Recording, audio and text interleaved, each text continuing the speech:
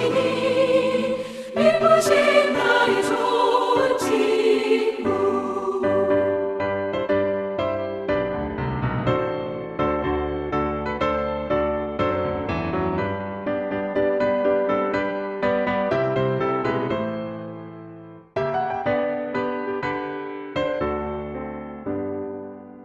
내가 요단을 건너가며 마음이 두려워서 떨 때도 주가 인도하시니 어찌 두려워하랴. 기쁘신 나의 좋은 친구. 내가 의지하는 내 의지가수 나의 사모하는 친구. 나의 기도 들으사 응답하여 주시니 기쁘신 나의 좋은 친구. 이루 천국에 올라가서 모든 성도들과 다 함께 우리 그를 구하신 주를 찬양하리라.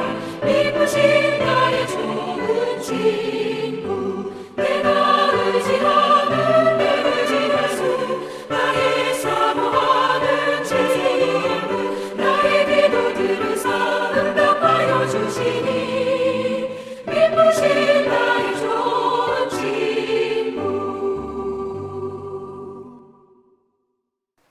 빌립보서 3장 1절 먼저 읽겠습니다. 다 같이 읽겠습니다.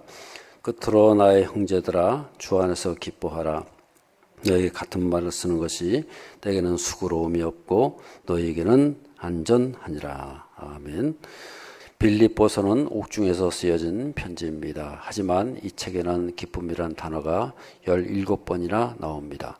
바울은 편지를 정리하면서 결론적으로 다시 한번 주 안에서 기뻐하라고 명령합니다. 기쁨이야말로 바울에게 가장 익숙한 메시지였으며 성도들이 스스로가 영적으로 안전한지를 점검할 수 있는 가장 정확한 척도이기 때문입니다. 기쁨이 얼마나 중요한지는 예수님께서 진시기 전 전날 밤에 3번이나 반복적으로 강조한 것에서 분명히 알 수 있습니다. 내가 이것을 너에게 이름은 내 기쁨이 너희 안에 있어 너희 기쁨을 충만하게 하려 함이라. 지금까지는 너희가 내 이름으로 아무것도 구하지 아니하였으나 구하라. 그리하면 받으리니 너희 기쁨이 충만하리라.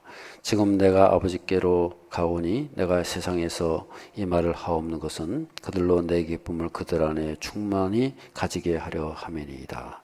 사실 성경의 핵심을 한 단어로 표현한다면 기쁨이라고 할 수 있습니다.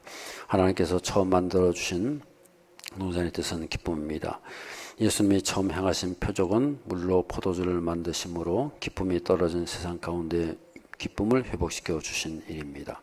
베드로는 회개하고 예수를 믿을 때 먼저 유쾌하게 된 일이 이르게 된다고 전했습니다. 우리가 장차 들어가야 할 하나님의 나라는 무엇보다 기쁨이 가득한 곳입니다. 그리고 하나님께서 지금 우리에게 기대하시는 열매 역시 기쁨입니다. 인생의 제일 되는 목적은 하나님은 기뻐하고 영원토록 그를 즐거워하는 것입니다. 특별히 우리는 성령의 시대를 살고 있습니다. 그런데 성령 충만의 가장 정확한 동의어는 기쁨 충만입니다. 제자들은 기쁨과 성령이 충만하니라. 진짜 영역도 기쁨 충만입니다. 기쁨이 충만하지 않은 상태에서의 아무리 위대한 헌신과 업적, 은사와 능력을 가졌다 해도 기쁨이 충만하지 않는다면 결국은 그건 모든 자기 자랑과 공로의식, 타인에 대한 책망과 조종 욕망으로 변질되기 때문에 참된 영역이 될 수 없는 것입니다. 그렇다면 어떻게 하면 기쁨으로 충만할 수 있을까요? 그것의 가장 확실한 비결은 성도의 교제에 있습니다. 바울은 빌립보서에 나오는 17번의 기쁨이란 단어 중 13번을 성도의 교제에 사용하고 있습니다. 그리스도의 사랑을 받은 성도가 진실로 서로 사랑하고 섬길 때 나오는 기쁨은 참으로 놀라운 것입니다. 그런데 이 같은 성도의 교제는 반드시 복음을 위한 헌신으로 연결되어져야 합니다. 그리스도를 위해 함께 수고할 때에 이만한 기쁨은 세상이 줄 수도 알 수도 없는 것입니다. 신자는 기쁨을 구해야 하며 기쁨의 충만을 사모해야 합니다. 돈이나 건강, 성공이나 명예 등 사람이 줄 수 있고 사단도 줄 수 있는 것을 주제로 구하는 것은 어리석은 일입니다. 이것들은 덤에 지나지 않습니다. 하나님은 덤 제품은 판매하지 않습니다. 먼저 주 안에서 기뻐하면 덤은 그냥 더해 주시는 것입니다. 한번 질문을 읽겠습니다. 기쁨이 성경의 핵심 단어라는 것을 어떻게 설명할 수 있습니까? 그랬어요. 기쁨이 성경의 핵심 단어다. 그것은 여기 교재 내용도 보시면 십자가를 앞두고 있음에도 불구하고 예수님께서는 어떤 부담을 주는 말도 안 하시고 또 이겨야 된다 그런 말도 안 하시고 기쁨을 강조하셨다는 거예요. 그래서 거기 세 구절이 나오잖아요. 내가 이것을 너에게 이르면 내 기쁨이 너희 안에 있어 너의 기쁨을 충만하게 하려 함이라. 요한복음 15장 11절의 말씀이죠. 또 지금까지는 너희가 내 이름으로 아무것도 구하지 않았으나 구하라. 그리하면 받으리니 너희 기쁨이 충만하리라. 그랬어요. 요한복음 16장 24절 마지막으로 지금 내가 아버지께로 가오니 내가 세상에서 이 말을 하옵는 것은 그들로 내 기쁨을 그들 안에 충만히 가지게 하려 함이니이다. 요한복음 17장 13절의 말씀. 그러니까 예수님은요 기쁨으로 충만한 분이었다는 거예요. 십자가를 앞두고도 기쁨이 충만했어요. 그래서 그 기쁨이 이 기쁨을 그들의 안에 충만히 가지게 하려 함이라. 예수님께서 넘치는 그 기쁨을 그분의 백성들, 그분의 제자들에게도 그것을 넘치기를 원한다는 거예요. 그래서 이 성령의 충만은 곧 기쁨의 충만이라는 거예요. 성령 충만이 임했는데 기쁨이 없다는 말은 무슨 말이에요? 걱정과 근심과 뭔가에 눌려가지고 두려움에 눌려가지고 이거 어떻게 될까 막 걱정이 앞서고 막 그런다는 거예요. 기쁨 충만하다는 말은 무슨 말이에요? 모든 두려움, 걱정, 슬픔 모든 것이 다 물러가고 우리는 하늘의 능력, 하나님 나라의 충만함으로 채워져 가지고 기쁨을 누리면서 하나님 나라는 기쁨의 나라예요. 로마서 14장 17절에 그러잖아요. 하나님 나라는 먹고 마시는 것이 아니라 뭐예요? 성령 안에서 평안과 희락을 누리는 것이라. 그렇게 말씀하잖아요. 그래서 하나님 나라는 그런 나라는 기쁨의 나라라는 거예요. 그것을 말씀하고 있는 거예요. 그 다음에 2번 기쁨 충만의 가장 확실한 비결은 무엇입니까? 그랬어요. 첫 번째가 뭐예요? 성령 충만하면 기쁨을 수 있는 거 아니겠어요? 그래서 사도행전 13장 52절 거기 나오잖아요. 제자들은 성령 충만하니까 제자들은 기쁨과 성령이 충만함이라. 사도행전 13장 52절에 말씀하고 있어요. 또 우리가 할 수 있는 게 뭐냐면요. 갈라디아서 5장 22절이라는 거예요. 그 뭐가 나와요? 성령의 열매가 나오는 거예요. 오직 성령의 열매는 사랑과 희락과 화평과 오래 참음과 자비와 양선과 충성과 온유와 절제니 이 같은 것을 금지할 법이 없느니라. 희락이 뭐예요? 그게 기쁨이잖아요. 희락은 기쁨을 말하는 거예요.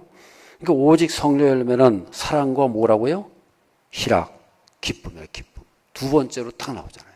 성령의 열매라는 건 뭘 말하는 거예요?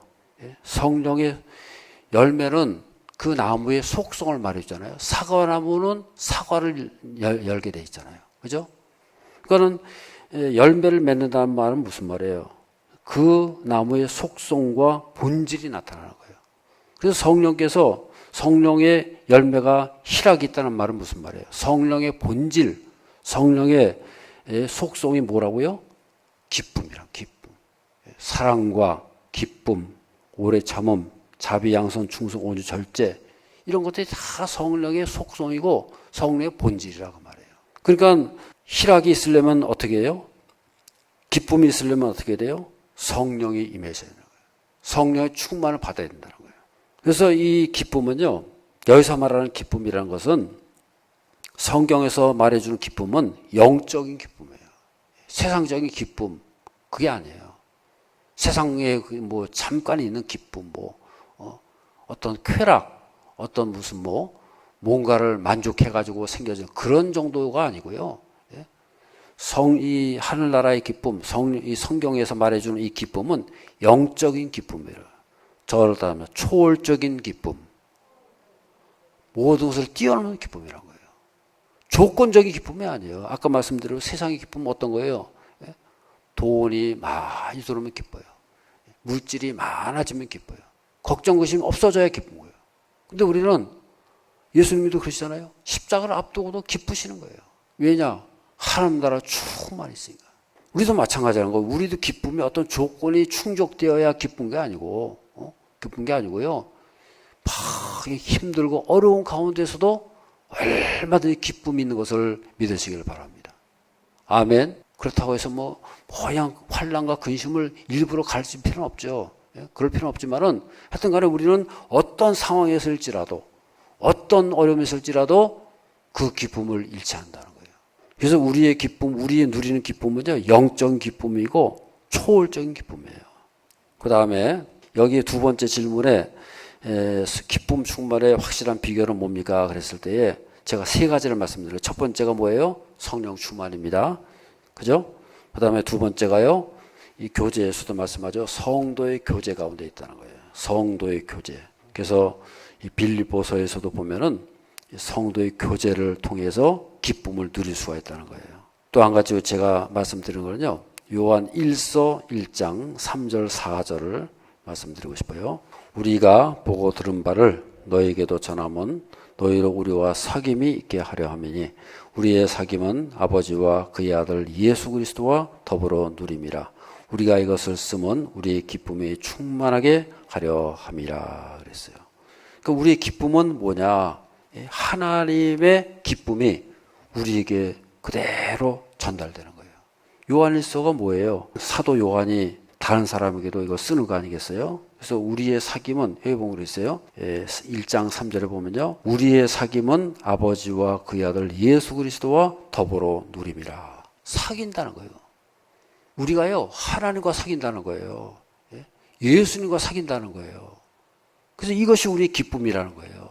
사도 바울이 지금 사도 요한이 지금 그거 말씀하는 거예요. 우리는 하나님과 사귀는 사람이다. 여기 보면 그랬잖아요.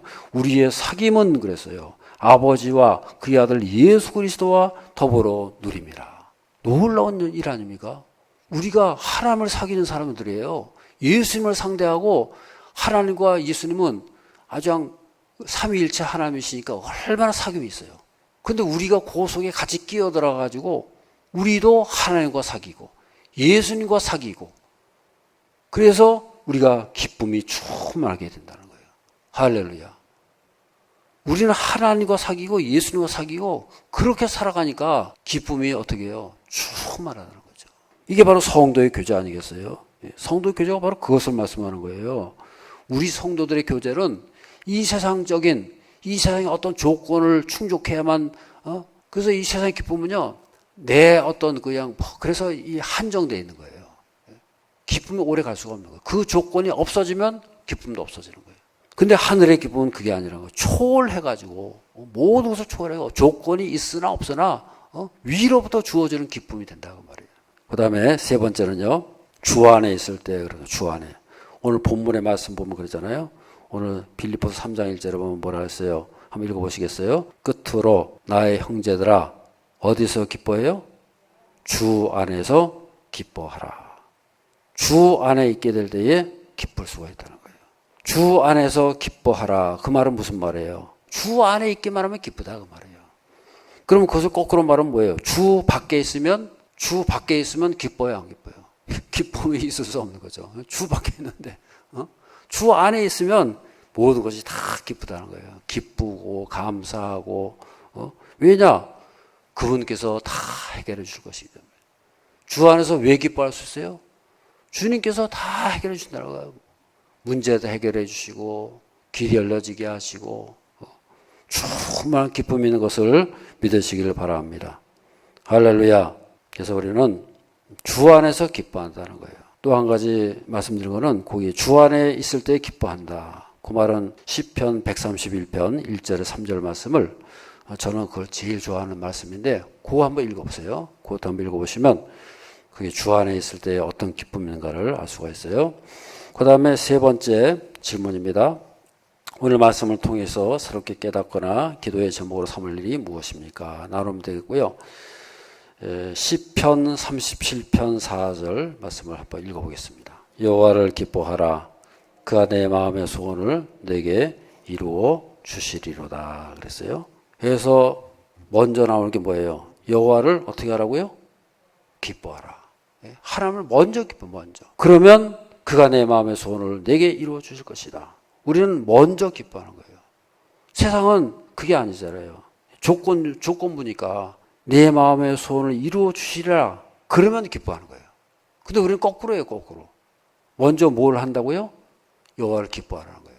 조건이 있으나 없으나 먼저 하나님을 기뻐하면 하나님께서요 그 마음의 소원을 다 이루어 주실 것이다. 할렐루야.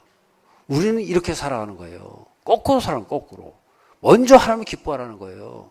그럼 하나님께서 다 열어주시고 문제를 해결해 주시고 우리의 소원을 다 이루어 주셔서 풍성한 열매가 나타나고 그 기쁨으로 모든 것을 승리하면서 살아가는 저런 삶이 될 줄로 믿습니다. 다윗이 그랬잖아요. 다윗이요. 그렇게 어렵고 그냥 뭐 인생에 온갖 풍파를 다 겪고 어려움이 있었지만은 하나님을 바라보며 기뻐했잖아요. 하나님으로 기뻐했잖아요. 주 안에서 기뻐했잖아요. 그러니까 먼저 기뻐하니까 어떻게 돼요? 하나님께서 다 문제 해결해 주시고 대적들을 다 물리쳐 주시고 몽땅 해결해 주시는 것을 믿으시기를 바랍니다. 내 길을 여호와께 맡기라. 그를 의지하면 그가 이루시고 내 의를 빛같이 나타내시며 내 공의를 종호의 빛같이 하시리로다. 7절이요. 여호와 앞에 잠잠하고 참고 기다리라. 자기 길이 형통하며 악한 길을 이루는 자 때문에 불평하지 말지어다. 그러잖아요. 그러니까 하나님을 기뻐한다는 게 뭘 말하는 거예요? 맡기는 거예요. 그분께 다 맡기고 그분께서 다 이루어 준다는 거예요. 그리고 잠잠하고 참고 기다리는 거예요. 그러면 하나님께서 내 길을 선한 길로 의로운 길로 복된 길로 인도하셔가지고 모든 것을 우리가 이뤄가면서 열매가 맺어지면서 살아가는 그런 삶이 될 줄로 믿습니다. 그래서 우리는 기쁨을 잃으면 안 돼요. 항상 기뻐하라 그랬잖아요. 그 기쁨은 어디서 오는 그 기쁨이에요? 주 안에서 성령 안에서 하나님을 기뻐할 때에 하나님께서 모든 문제를 해결해 주시고 승리의 삶을 살아가는 저 여러분의 삶이 될 줄로 믿습니다.